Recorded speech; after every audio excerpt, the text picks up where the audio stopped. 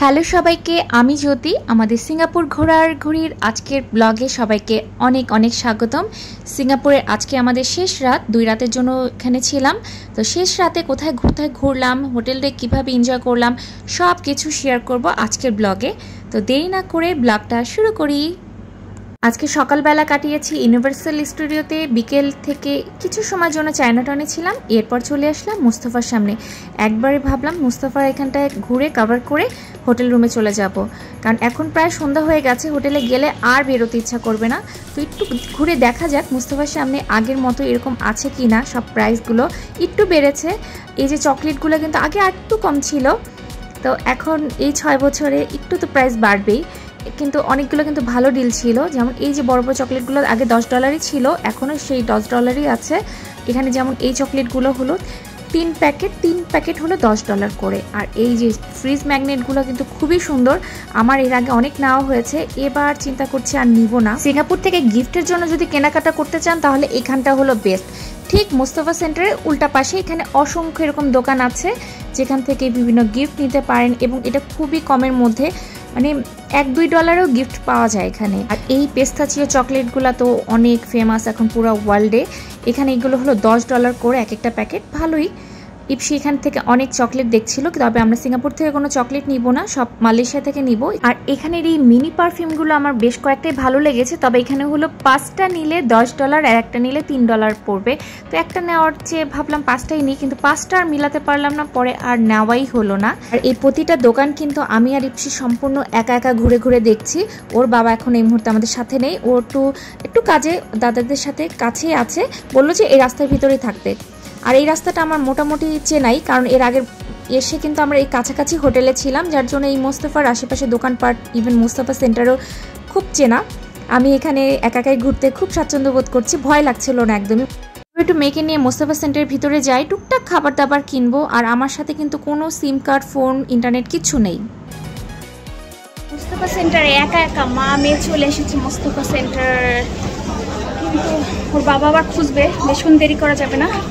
আমরা যে বাহিরে আবার দাঁড়াই মেন রাস্তায়, আমার কাছে নেই সিম, নেই ইন্টারনেট, তাও সাহস করে ঘুরছি, খুঁজে পাবো না, কন্ট্যাক্ট করতে পারবো না ওদের সাথে। তো বেশি দেরি না করে নিচে যে দাঁড়াই হয়ে গেছি। তুমি এগুলো খুঁজছিলে?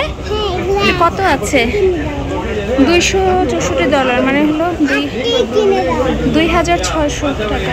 ফলের দোকান পেয়ে গেছি, এখানে আশা করি পানি পেয়ে যাব। পানি ইপসি আর আমার দুজনেরই এত পানি পিপাসা পেয়ে গেছিল, আর এখানে $1 পানি পেয়ে গেলাম। আর ইপসি তো ক্লান্ত হয়ে ঘুমিয়ে গেছে। এখন আমার একজন কাকা শ্বশুর আসবে, তার জন্য অপেক্ষা করছি, তার সাথে দেখা করে হোটেলে যাব। আমরা সেই সকাল 9:30টার দিকে, 9টা 9:30টার দিকে বের হয়েছিলাম, আর এখন ঠিক রাত 9টা বাজে। তো আমরা রুমে চলে এসেছি।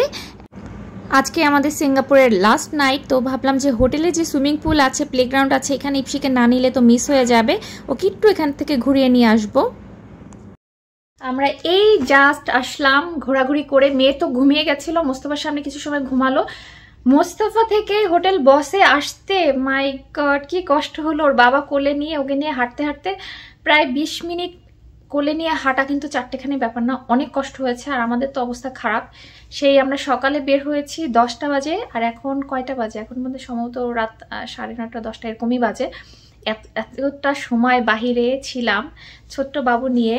ওর তো মানে খাওয়া দাওয়া, আমরা দুপুরে খাওয়া দাওয়া করলাম 5টার দিকে, অনেক কষ্ট হয়ে গেছে, অনেক হেল্প করেছে ইপসি, হেঁটেছে তাই না ইপসি, রাহিমণি অনেক হাঁটাহাঁটি করেছে। ছোট বাচ্চা মেয়ের তো একদম চোখ মুখ বসে গেছে অবস্থা, খাওয়া দাওয়া নেই, গতকালকে কিচ্ছু খাওয়াতে পারিনি, আজকেও আমরা যে খাওয়া দাওয়া কি একটু ফ্রেঞ্চ ফ্রাই একটুখানি খেলো, চিকেনটাও খায়নি। স্টল একটা নিয়ে যাই, স্টলটা এটা খোলা ফোল্ড করা, সবসময় মেট্রোতে বা বাসে উঠতে পারবো কিনা, স্টলটা নিলে একটু হেল্প হতো। এত অল্প সময় এত ঘোরাঘুরি, কি যে কষ্ট। কালকে সারাদিন আমরা একদম বাইরে ঘোরাঘুরি, রাতে জার্নি করে, আজকেও এত জার্নি, মানে হাঁটার উপরেই আছি। যেমন কোল্ড ড্রিঙ্কস খাচ্ছি, আবার তেমন হাঁটাও হচ্ছে, প্রচুর হাঁটাহাঁটি হচ্ছে, ভীষণ টায়ার্ড একদম। মনে হচ্ছে শাওয়ার নিয়ে আমরা টুপ করে ঘুমিয়ে যাব, কিন্তু না, এখন ঘুমালে হবে না, কারণ আমার ইচ্ছা আছে একটু মোস্তফায় ঘুরতে যাবো রাত্রেবেলা। মোস্তফা তো সারা রাতই খোলা থাকে, তো ভাবছি যে ইপসিকে রেডি করিয়ে, আমরা ফ্রেশ করিয়ে, আমরা একটু রেস্ট নিয়ে আবার যাব মোস্তফার দিকে ঘুরবো। ওই রাস্তাগুলো আমার খুব ভালো লাগে, অনেক চেনা রাস্তা। আর এটা না বস হোটেলের আশেপাশে তেমন একটা ঘোরার কিছু নাই, রাতের ভিউটাও বুঝতে পারছি না, মানে দিনের বেলা ভালো, রাতের বেলা এরকম ভিউ পাওয়া যায় না। ওর বাবা হলো গেল তো খাবার দাবার নিয়ে আসতে, আমি এই ফাঁকে ভাবছি মেয়েকে ফ্রেশ করাবো অথবা সুইমিং পুলে যাব। আমি জানি না কোন ফ্লোরে আছে সুইমিং পুল, আমরা তো আছি 13 তলায়, খবর নিতে হবে ফোন দিয়ে কোথায় সুইমিং পুল আছে এবং কয়টা পর্যন্ত টাইম সেটাও তো জানি না। আজকে হলো লাস্ট, আজকে এই হোটেলে 2 রাতের জন্য আমরা বুকিং দিয়েছিলাম। আগামীকাল তো মালয়েশিয়া চলে যাব, আমাদের 4টার দিকে হলো বাস ছেড়ে যাবে। আর হোটেলের চেক আউট টাইম হলো দুপুর না সকাল 11টা বাজে চেক আউট টাইম। তো এর মধ্যে আর সময় পাবো না সুইমিং পুলে যাওয়ার। এই রাত্রেবেলা যেটুকু যাওয়া যায়। আর একটা ইনডোর প্লেগ্রাউন্ড আছে এখানে, ওইটাও আমার একটু দেখার ইচ্ছে, দেখি শিখে পারলে ওখানে নিয়ে যাবো এখন দুজনে। প্লেগ্রাউন্ডে যেতে চাও? হ্যাঁ যেতে চাই, আমি সুইমিং পুলে যাব। আগে সুইমিং পুলে যাবে? তুমি কি রুমের জুতা পরেছো? আমাদের 2টা জুতা দেওয়া, পরে নাও, এটা পরে আমরা সুইমিং পুলে যাবো। এই যে তোমার মিকি মাউস স্যান্ডেল, এটা নিয়ে নাও। আমাদের রুমের স্পেস এতই কম, ওইখান থেকে জুতাগুলো শাড়ি দিয়ে রেখে দিয়েছি, আরও জুতা নিয়ে এসেছি, ওগুলো আর বের করি নেই।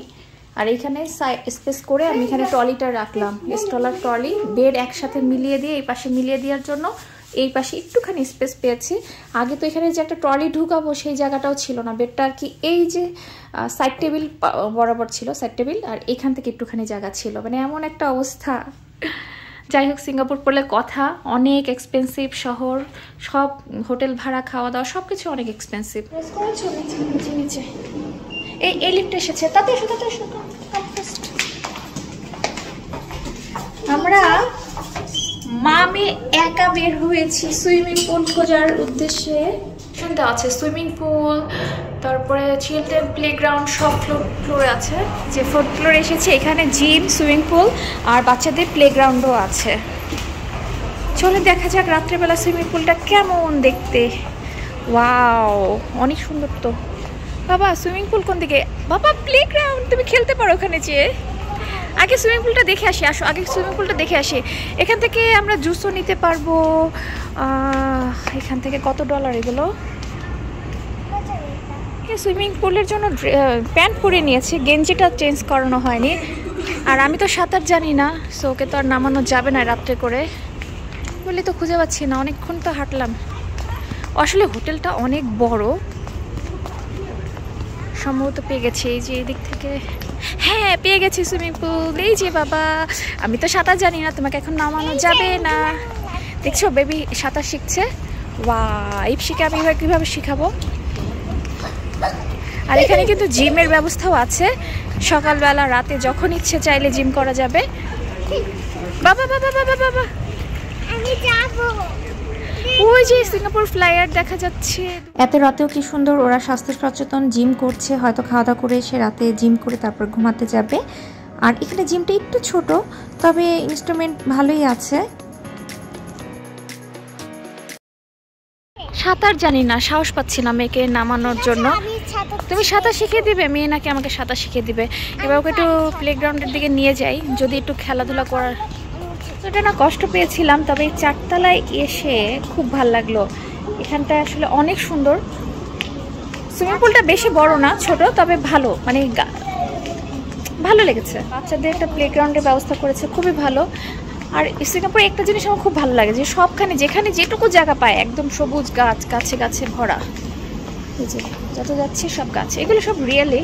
মেয়ে প্লেগ্রাউন্ড দেখে অস্থির, আর থাকতে পারছে না। এখানে হলো এই যে খেলার জন্য অনেক কিছু।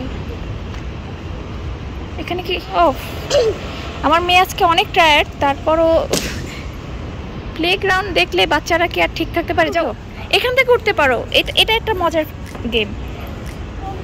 এগুলো ধরে ধরে, এগুলো হলো পাথর, রক, ধরে ধরে তুমি উঠছো উপরে। হ্যাঁ আমার মেয়ে তো হেঁটেই চলে যাচ্ছে। অত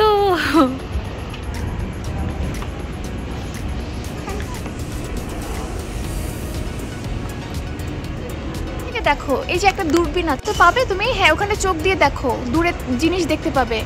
বাইরের সিঙ্গাপুর শহরে অনেক সুন্দর সুন্দর জিনিস দেখতে পারবে। দেখা যাচ্ছে বাবা? কি দেখতে পাচ্ছ? শুধু মানুষ দেখা যাচ্ছে। হ্যাঁ এখান থেকে পড়ে যাবে, ওখান থেকে নামা যাবে না, ওইখানে স্লিপার, ওখানে চলে যাও। ও ভয় পেয়েছো? আমি তো ভয় পেয়ে গেলাম তোমাকে। এটা বোধহয় 2 দিকে 2 জনকে বসতে হবে। আমি বসবো?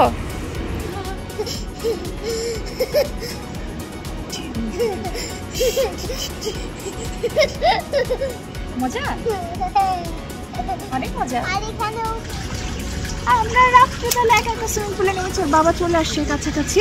মেয়ের অনেক কান্নাকাটিতে অবশেষে আমাকে সুইমিং পুলে নামতেই হলো। এখন অনেক রাত, প্রায় 10টা বাজে। 10টা বাজতে 10 মিনিট সময় হয়তো বাকি আছে, 10 বা 15 মিনিট সময় বাকি আছে। 10টার সময় সুইমিং পুল বন্ধ হয়ে যায়, এরপর আর নামা যায় না। তো এইটুকু সময়ের মধ্যে তাকে যেটুকু একটু ঘুরিয়ে নেওয়া যায়, সুইমিং পুলটাকে শুধু রাউন্ড দিয়ে ওকে ঘুরিয়ে নিচ্ছি, এতেই মেয়ের আনন্দ। আর আমারও না সত্যি বলতে খুব রিফ্রেশ লাগছিল, কারণ আজকে এত ঘোরাঘুরি হয়েছে। সারাটা দিন ইউনিভার্সাল স্টুডিওতে ঘোরাঘুরি হলো, তারপর আবার ফাঁকি একটু চায়নাটাউনও ঘুরে আসলাম। চায়নাটাউন থেকে আবার মোস্তফার সামনে এসে মোস্তফাটা ঘুরলাম, মোস্তফার আশেপাশের দোকানগুলো ঘুরলাম। এখন সুইমিং পুলে নেমে বেশ ভালো লাগছে। মানে মোট কথা আজকে সারাদিন 12 ঘন্টাই হাঁটাহাঁটি বাহিরে ঘোরাঘুরির উপরে ছিলাম। মেয়ের সাথে আমারও খুবই আনন্দ লাগছিল, যদিও সাঁতার জানি না, সাঁতার জানলে একটু ভালো লাগতো, সাঁতার কাটতে পারতাম।